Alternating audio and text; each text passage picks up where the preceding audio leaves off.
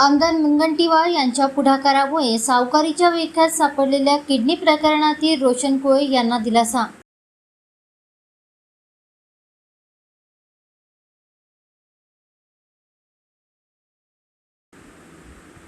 चंद्रपूर जिल्ह्यातील नागभीड तालुक्यातील मिंतूर येथील रोशन कोळे यांच्या कुटुंबावर ओढवलेल्या आर्थिक संकटाला अखेर दिलासा मिळाला आहे।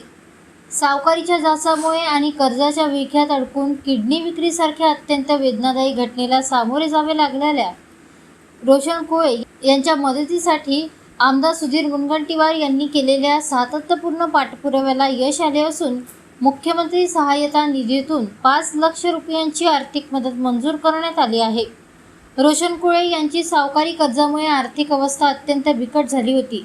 त्यांच्या शेतजमिनी सावकारांकडे गहाण असल्याने संपूर्ण कुटुंब अडचणीत आले होते। या पार्श्वभूमीवर रोशन कोळे यांनी आमदार सुधीर मुनगंटीवार यांच्या चंद्रपूर येथे जनसंपर्क कार्यालयात येत आपली कैफियत मांडली होती। त्यांच्या कुटुंबाची व्यथा ऐकल्यानंतर आमदार सुधीर मुनगंटीवार यांनी तात्काळ मुख्यमंत्री देवेंद्र फडणवीस यांच्याशी दूरध्वनीवर चर्चा करत या प्रकरणात मदत देण्याची आग्रही मागणी केली होती।